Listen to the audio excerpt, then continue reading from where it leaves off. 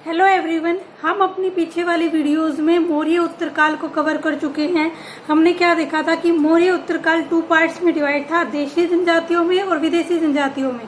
देशी जनजातियों के हमने सभी वंश, सातवाहन वंश जो इम्पोर्टेंट थे, जहां से क्वेश्चन कवर होते हैं, वो मैंने सभी आपको बता दिए थे। आज जो है हमने मौर्य उत्तरकाल का देशी जनजाति कर लिया था। विदेशी जनजाति में सबसे लास्ट था गुप्त वंश। गुप्त वंश को कहा जाता है golden era of ancient history, यानी कि प्राचीन इतिहास का स्वर्ण काल। किसे कहा जाता है? गुप्त वंश को क्या कहा जाता है? स्वर्ण काल, प्राचीन इतिहास का। ठीक है, आज हम अपनी वीडियो में गुप्त वंश को कवर करेंगे। गुप्त वंश के जो भी संस्थापक थे, इम्पोर्टेंट क्वेश्चन जहाँ से बनते हैं, वो सभी मैं अपनी वीडियो में कवर करेंगे। गुप्त वंश का जो शासन काल था वो था 320 ईस्वी से 550 ईस्वी तक, यानी कि 320 से 550 ईस्वी तक जो है गुप्त वंश का शासन काल था। उसके बाद जो गुप्त वंश के संस्थापक थे, किन्हें माना जाता है? गुप्त वंश के संस्थापक माना जाता है श्रीगुप्त को। किसको माना जाता है? श्रीगुप्त को, या आदि पुरुष। कई बार क्वेश्चन इस तरीके से आ जाता है, श्रीगुप्त की जगह पे क्या दे देते हैं आपको? आदि पुरुष। ठीक है, तो संस्थापक आ जाए कि गुप्त वंश की स्थापना किसने की थी, तो वो आएगा हमारा आंसर श्रीगुप्त।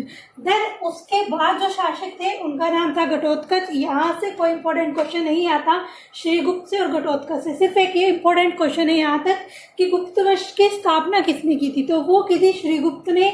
या अगर ऑप्शन में श्रीगुप्त ना हो तो क्या होगा? आदि पुरुष। ठीक है, उसके बाद आता है हमारे पास घटोत्कच। ठीक है, घटोत्कच के बाद आए थे चंद्रगुप्त प्रथम। इनको माना जाता है, चंद्रगुप्त प्रथम को माना जाता है वास्तविक संस्थापक। ठीक है, अगर दो तरीके से क्वेश्चन आ सकता है। अगर आए कि गुप्त वंश की स्थापना किसने की थी, तो गुप्त वंश की स्थापना की थी श्रीगुप्त ने या आदि पुरुष ने। ठीक है, और वास्तविक अगर संस्थापक पूछा जाए कि गुप्त वंश के वास्तविक संस्थापक कौन थे, तो वो थे आपके चंद्रगुप्त प्रथम। ठीक है, जिन्होंने लगभग 320 ईस्वी में आए बने थे। यहीं से माना जाता है गुप्त वंश का शासन काल। उससे पहले भी था बट वो इतना कंसीडर नहीं किया जाता। 245 ईस्वी पूर्व से स्टार्ट हो गया था, लेकिन इन्होंने कुछ ज्यादा इम्पोर्टेंट काम नहीं किए। लेकिन चंद्रगुप्त प्रथम जो थे उन्हें वास्तविक संस्थापक माना गया। इन्होंने जो है अच्छे तरीके से गुप्त वंश की स्थापना की थी, मतलब कि अपने समाज के लिए कुछ कार्य करना इन्होंने स्टार्ट किया था।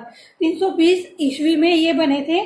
और वैसे गुप्त वंश शुरू हो गया था 245 में। जो गोल्डन एरा माना जाता है ना, कि स्वर्ण काल कौन सा था, वो माना जाता है 320 से 550 ईस्वी का।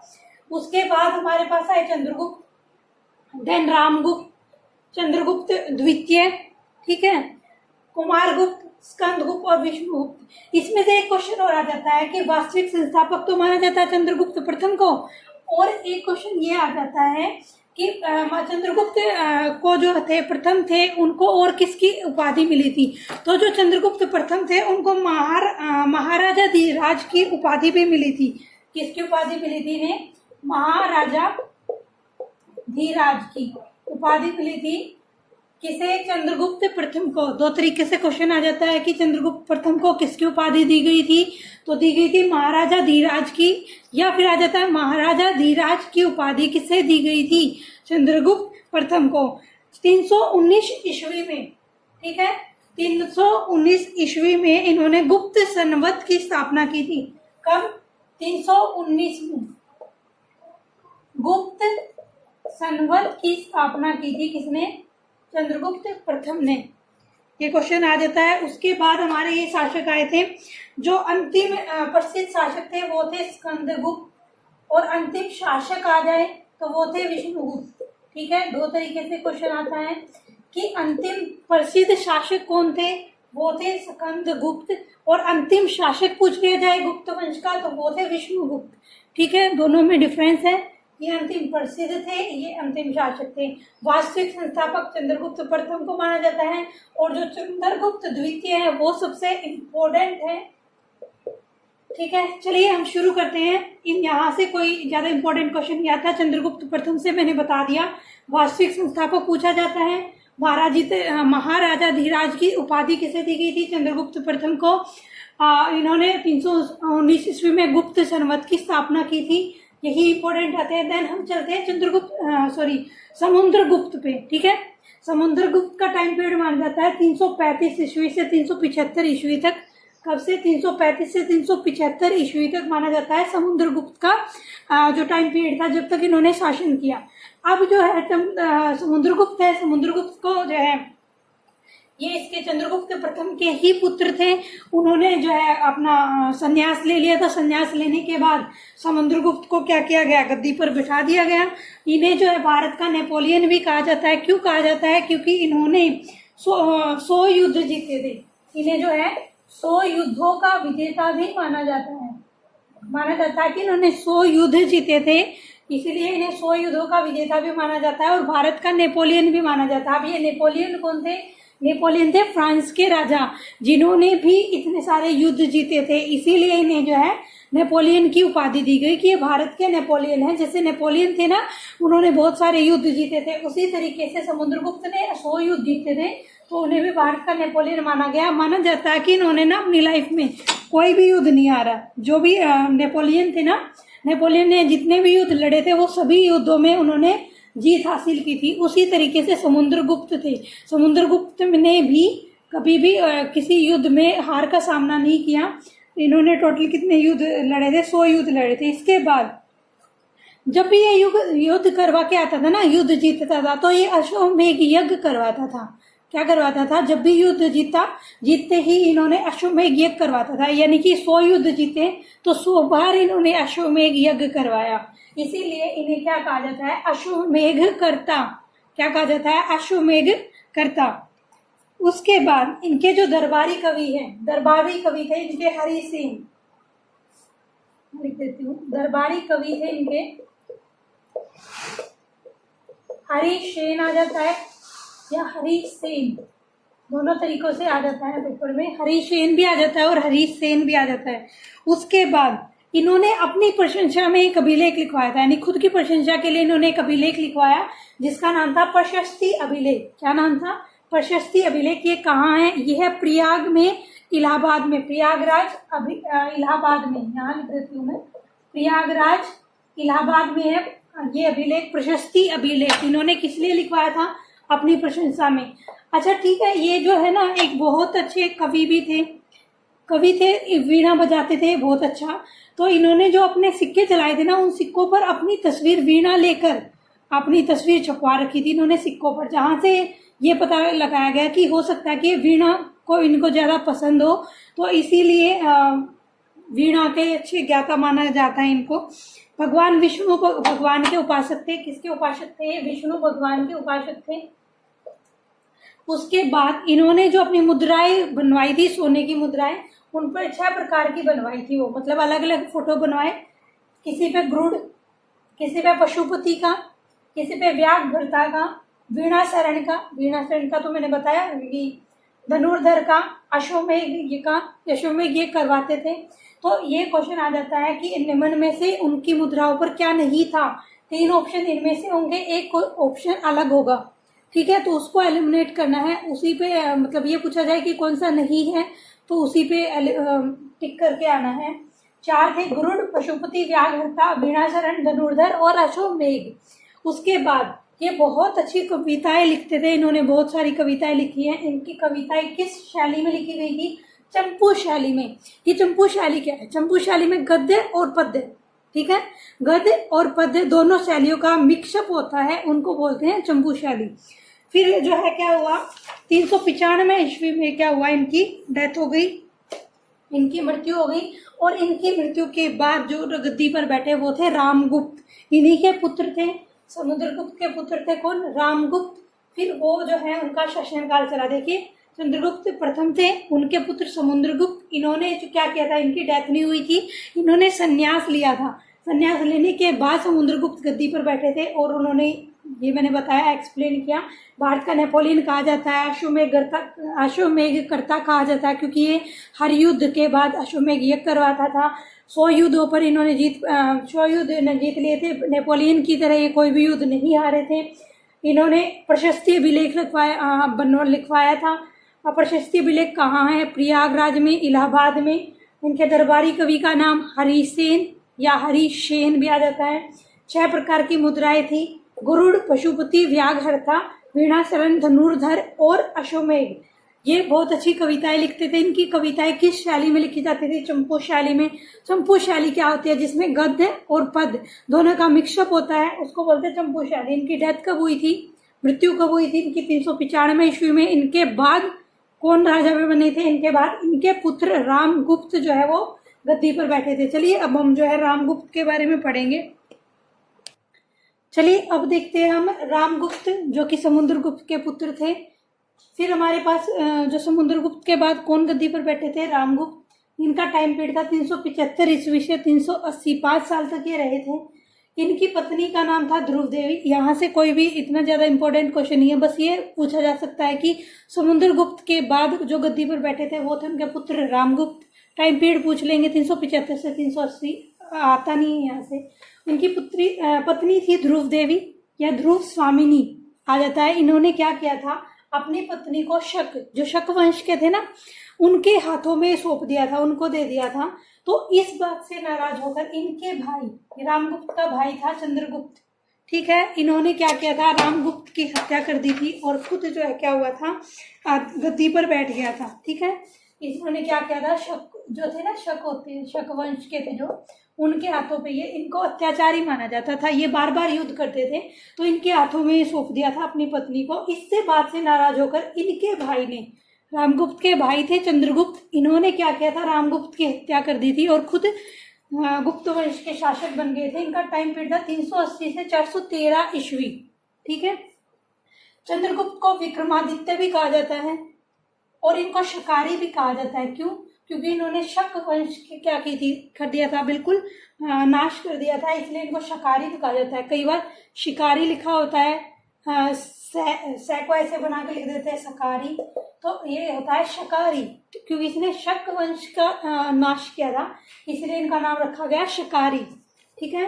ये चंद्रगुप्त को उपाधियां दी गई, देवगुप्त की और देवराज की। 2 उपाधियां मिली हैं इनको चंद्रगुप्त को, देवगुप्त की और देवराज की।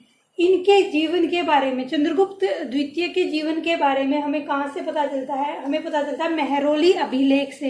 ये मेहरौली अभिलेख कहाँ है? ये जो दिल्ली में कुतुब मीनार है ना, उसके पास है। मेहरौली अभिलेख है आपका दिल्ली में कुतुब मीनार के पास।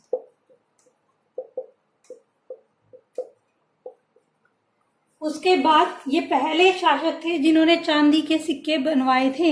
इनके शासनकाल में पहली बार चांदी के सिक्के शुरू हुए थे, शीशे के सिक्के शुरू हो चुके थे, सोने के सिक्के शुरू हो गए थे विदेशी जनजाति में।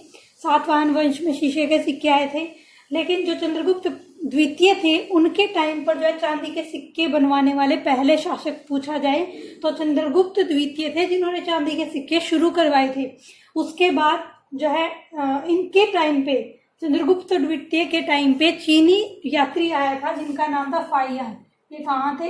चीनी यात्री थे ये फाहियान। ये कब से कब तक भारत रहे थे? 399 से 414 ईस्वी तक ये भारत में रहे थे। ये माना जाता है कि फाहियान ने बौद्ध धर्म का प्रचार प्रसार किया था। कहाँ पर? चीन में। इनकी ना नाव भी डूब गई थी, फिर भी ये जो है जो बौद्ध धर्म की पांडुलिपि थी उसको बचाकर जो है चीन में लेके गए थे और वहां पर बौद्ध धर्म का प्रचार प्रसार किया था। किसने? फाहियान ने। क्वेश्चन आ जाता है कि फाहियान किसके टाइम में आए थे? चंद्रगुप्त द्वितीय के टाइम में। कब से कब तक रहे थे? 399 से 414 ईस्वी तक रहे थे। कहाँ के थे वो? चीनी यात्री थे। उन्होंने किस धर्म का प्रचार प्रसार किया था? चीन में उन्होंने किया था बौद्ध धर्म का प्रचार प्रसार, ठीक है। अब एक आ जाता है कि चंद्रगुप्त द्वितीय के नवरत्न थे। क्वेश्चन आ जाए 2 तरीके से आता है कि प्राचीन इतिहास में नवरत्न किसके थे? प्राचीन इतिहास में जो नवरत्न थे वो किसके थे? वो थे चंद्रगुप्त द्वितीय के। और आ जाए मध्यकालीन भारत में नवरत्न किसके थे? तो मध्यकालीन भारत में जो नवरत्न थे वो थे राजा अकबर के, ठीक है। उसके बाद आ जाता है कि चंद्रगुप्त द्वितीय के टाइम पे एक फेमस कवि थे जिनका नाम था कालिदास। फेमस कवि कालिदास किसके टाइम पे थे? चंद्रगुप्त द्वितीय के टाइम पे। 2 तरीके से क्वेश्चन आ जाता है कि चंद्रगुप्त द्वितीय के शासनकाल में जो कवि थे उनका क्या नाम था? कालिदास। या फिर क्वेश्चन आ जाता है कि कालिदास किसके शासनकाल में प्रसिद्ध कवि थे? तो वो थे चंद्रगुप्त द्वितीय के। टाइम पे कालिदास की जो साहित्यिक रचनाएं थी ना, उन साहित्यिक रचनाओं के कारण ही जो ये टाइम पीरियड था ना, इसको गोल्डन एरा बोला जाता है, कि स्वर्ण काल था वो इतिहास का सबसे अच्छा। इन्होंने जो भी अपनी कविताएं लिखी थी वो किस भाषा में लिखी थी, क्वेश्चन आ जाता है कि कालिदास ने जो भी अपनी पुस्तकें लिखी थी या कविताएं लिखी थी वो किस भाषा में लिखी थी, तो इन्होंने अपनी पुस्तकें लिखी थी संस्कृत भाषा में। ठीक है, इनकी कुछ प्रसिद्ध पुस्तकें हैं, अभिज्ञान शकुंतलम, ऋतु संहार, रघुवंशम, मेघदूतम और कुमार संभव। ठीक है, प्रसिद्ध पुस्तकों के नाम आ जाते हैं। कई बार पूछ लेते हैं कि कालिदास की इनमें से कौन सी पुस्तक नहीं थी, 4 नाम इसमें, 3 नाम इसमें से होंगे, एक कोई भी उठा के दे देगा तो उस पर टिक लगा के आना है, क्योंकि वो नहीं होगी। तो हमें तो ये 5 नाम याद होने चाहिए जो उनकी प्रसिद्ध पुस्तकों के थे, अभिज्ञान शकुंतलम, ऋतु संहार, रघुवंशम, मेघदूतम और कुमार संभव। अब इसके बाद जो सबसे पहले भारत की पहली जो अनुवादित थी ना, जिसको ट्रांसलेट किया गया था, वो बुक कौन सी थी, वो थी आपकी अभिज्ञान शकुंतलम। जो ये थी अभिज्ञान शकुंतलम सबसे पहली पुस्तक थी जिसको ट्रांसलेट किया गया था भारत में। इनके टाइम पे जो ये थे ना चंद्रगुप्त द्वितीय, इनके टाइम पे आर्यभट्ट भी थे, वराहमिहिर भी थे, धनवंतरि भी थे। कई बार क्वेश्चन आ जाता है कि आर्यभट्ट किसके टाइम पे थे, चंद्रगुप्त द्वितीय के टाइम पे। वराहमिहिर भी थे, वराहमिहिर कौन थे, एक वैज्ञानिक थे, साइंटिस्ट थे।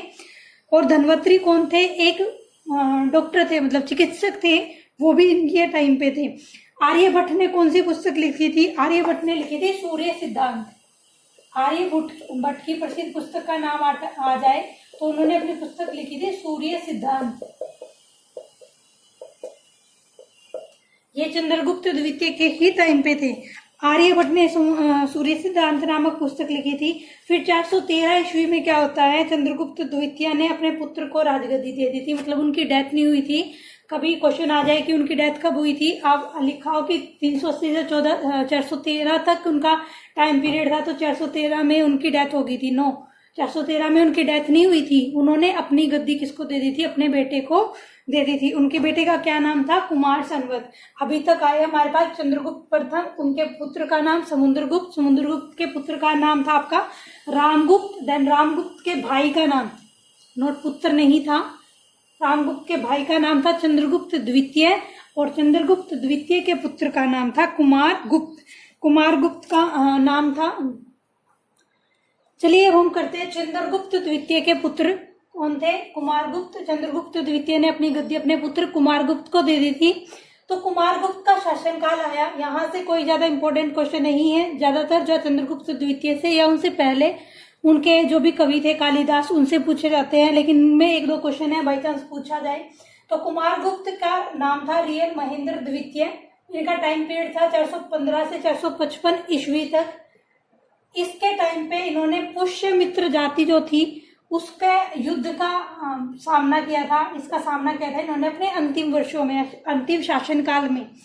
फिर जो है इन्होंने क्या है, नालंदा विश्वविद्यालय की स्थापना की थी, जिसको भारत की पहली यूनिवर्सिटी माना जाता है। पहला विश्वविद्यालय किसको माना जाता है, नालंदा विश्वविद्यालय को। इसको ऑक्सफोर्ड यूनिवर्सिटी ऑफ इंडिया भी कहा जाता है, नालंदा विश्वविद्यालय को। ठीक है, ये एक पहली मतलब ऐसी विश्वविद्यालय थी जिसके अवशेष हमें मिले हैं, बट माना जाता है कि 700 ईस्वी पूर्व में, वैदिक काल में, जब हमारा वैदिक काल था तो उस टाइम पे भी एक माना जाता है कि तक्षशिला थी। वहां पर नालंदा विश्वविद्यालय में किसकी शिक्षा दी जाती थी, सिर्फ बौद्ध धर्म की शिक्षा दी जाती थी नालंदा विश्वविद्यालय में। इन्होंने जो ये थे कुमार गुप्त थे, इन्होंने मयूर शैली की मुद्राएं चलाई थी। यही 4-5 क्वेश्चन है, सबसे ज्यादा इंपॉर्टेंट है कि नालंदा विश्वविद्यालय की स्थापना किसके टाइम पे हुई थी, कुमार गुप्त के टाइम पे। नालंदा विश्वविद्यालय के अन्य नाम भारत की पहले विश्वविद्यालय थी, ऑक्सफोर्ड यूनिवर्सिटी ऑफ इंडिया बोला जाता है। इसमें बौद्ध धर्म की शिक्षा दी जाती है। ये पहली ऐसी विश्वविद्यालय थी जिसके अवशेष पाए जाते हैं। उससे पहले माना जाता है कि 700 ईस्वी पूर्व में वैदिक काल में भी क्या थी, तक्षशिला नामक कोई विश्वविद्यालय था। इन्होंने किस शैली की मुद्राएं चलाई, तो इन्होंने मयूर शैली की मुद्राएं चलाई थी। देन इनके बाद जो आए वो थे स्कंदगुप्त। स्कंदगुप्त को अंतिम प्रसिद्ध राजा माना जाता है, शासक माना जाता है। इनके टाइम पे हूण जाति का क्या हुआ था, अटैक हुआ था। जो हुण जाति के थे ना, उन्होंने स्कंदगुप्त के टाइम पे आक्रमण किया था, जिसको वजह से माना जाता है कि गुप्त वंश का नाश होना शुरू हो गया था। मतलब गुप्त वंश खत्म होता चला गया, उसके बाद विनाश का कारण किन्हें माना जाता है? हुण जाति को माना जाता है। उसका आक्रमण किसके टाइम पे हुआ था? स्कंदगुप्त के टाइम पे। देन लास्ट आपके पास शासक था विष्णुगुप्त, जिनको माना जाता है अंतिम राजा। इसके बाद गुप्त वंश के जो शासक थे वो तो यही खत्म हो जाता है, लेकिन गुप्त वंश से रिलेटेड कुछ इंपॉर्टेंट फैक्ट हैं जिनमें से मोस्टली क्वेश्चन पूछे जाते हैं। अब हम वो इंपॉर्टेंट फैक्ट करेंगे। सबसे पहला तो ये था कि गुप्त वंश में जो शासन काल था ना, वो वंशानुगत चलता था। वंशानुगत का मतलब क्या होता है कि अगर कोई एक शासक है तो नेक्स्ट उसका पुत्र शासक बनेगा। तो सबसे बड़ा तो यही था कि वंशानुगत, उनका इम्पोर्टेंट फैक्ट तो यही था कि वंशानुगत चलता था पहले। तो अब तक हमने जो भी पढ़े ना, जो भी शासन काल के पढ़े हैं, तो उनमें क्या होता था, कोई एक राजा दूसरे की हत्या कर देता था, देन वो बन जाता था। जरूरी नहीं है कि वो उसी के वंश का हो, लेकिन पहली बार गुप्त वंश में ऐसा हुआ था कि वंशानुगत बिल्कुल लाइन में चले थे कि वो उसका पुत्र, वो उसका पुत्र, देन वो उसका पुत्र, इस तरीके से। तो वंशानुगत इसका शासन काल था। अच्छा, जो इस टाइम पे गुप्त काल में जो व्यापार होता था ना, वो व्यापार का केंद्र कौन था? व्यापार का केंद्र माना जाता है उज्जैन को। किसको माना जाता है? उज्जैन को व्यापार का केंद्र माना जाता है, प्रमुख केंद्र। उसके बाद 18 प्रकार के टैक्स लगते थे इसमें। गुप्त काल में कितने टैक्स लगते थे? 18 टाइप के टैक्स लगते थे। ठीक है। सोने की मुद्राएं, इस काल में जो सोने की जो भी सिक्के होते थे ना, सोने की मुद्राओं को क्या कहते थे? दिनार बोलते थे। इससे पहले तो मुद्रा बोल देते थे, सिक्के बोल देते थे, लेकिन इस टाइम पे जो सोने की मुद्राएं थी उनको क्या बोलने लगे? ये दिनार कहने लगे थे, कि दिनार बोलते हैं उनको, सोने की मुद्राओं को। अब उसके बाद आपका आता है इस काल में जो है ना, गुप्त काल, इसमें त्रिदेव की पूजा की जाती थी। त्रिदेव कौन कौन से होते हैं? ब्रह्मा, विष्णु और महेश, तीनों की पूजा होती थी किस काल में? गुप्त वंश में। ये कुछ इंपॉर्टेंट फैक्ट है जहां से क्वेश्चन पूछा जाता है। जैसे कि ये आ जाए कि उनके गुप्त वंश के टाइम पे जो व्यापार का मुख्य केंद्र किसे माना जाता? तो उज्जैन को माना जाता है। कितने प्रकार के टैक्स लगते थे गुप्त काल में? 18 प्रकार के। सोने की मुद्राओं को क्या कहा जाता था? दिनार कहा जाता था। किसकी पूजा की जाती थी? त्रिदेव की, ब्रह्मा, विष्णु और महेश की। मूर्ति पूजा इसी समय में शुरू हुई थी। इससे पहले मूर्ति पूजा इतनी ज्यादा नहीं होती थी। इस टाइम पे मूर्ति पूजा स्टार्ट हो गई थी हमारी। मुख्य देवता, जो मुख्य धर्म जो माना जाता है वो माना जाता है वैष्णव धर्म को। मुख्य जो इनका धर्म था वो माना जाता है किसको? वैष्णव को। और मुख्य देवता जो माना जाता है वो माना जाता है विष्णु को।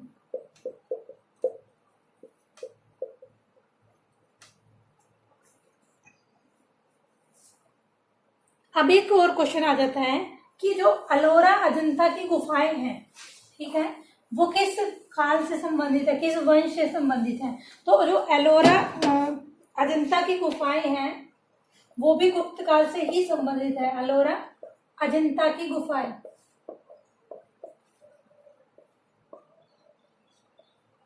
गुप्त वंश से ही संबंधित है वो। इस ये जो गुफाएं है ना, इनमें 3 धर्म के बारे में है। बौद्ध धर्म भी है इसमें, जैन धर्म भी है, और देन हिंदू धर्म के बारे में भी पता चलता है। किससे?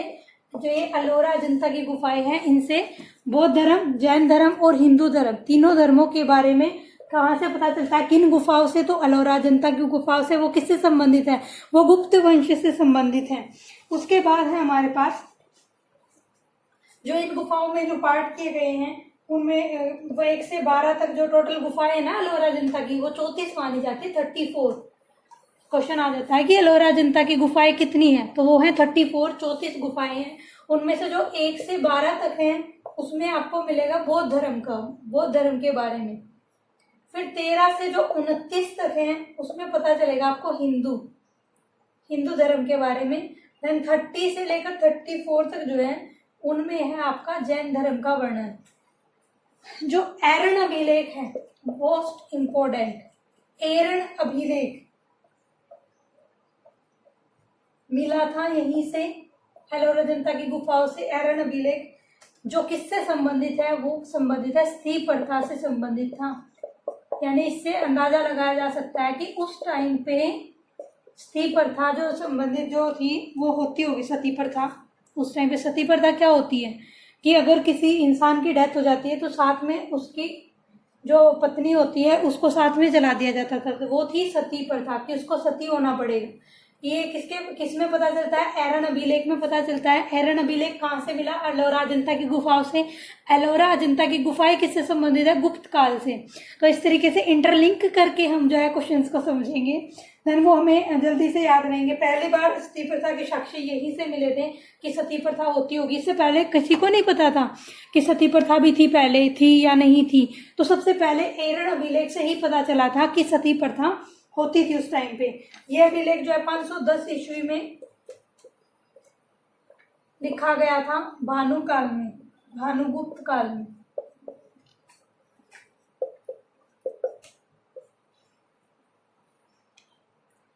अच्छा, अब क्वेश्चन है नेक्स्ट कि उनके आय का साधन क्या था? भूराजस्व।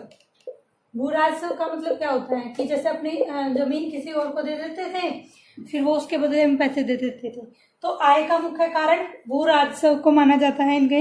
इनकी जो गुप्त काल की भाषाएं कौन सी थी? तो यहाँ पे इनकी राष्ट्रीय भाषा भी थी और राजकीय भाषा भी थी। जो गुप्त काल है उसकी राष्ट्रीय भाषा तो थी संस्कृत और राजकीय भाषा थी प्राकृत।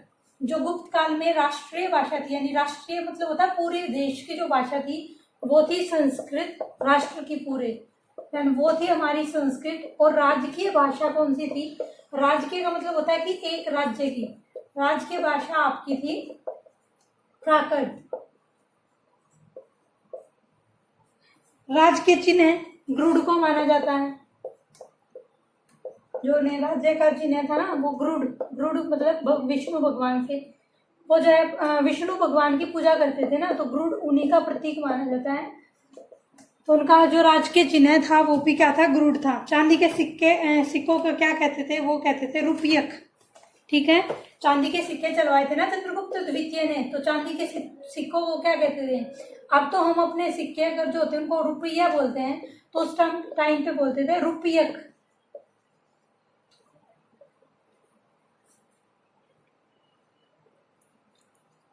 उनके टाइम में जो प्रसिद्ध कहानीकार थे, उनके कहानीकार का नाम क्या था? विष्णु शर्मा।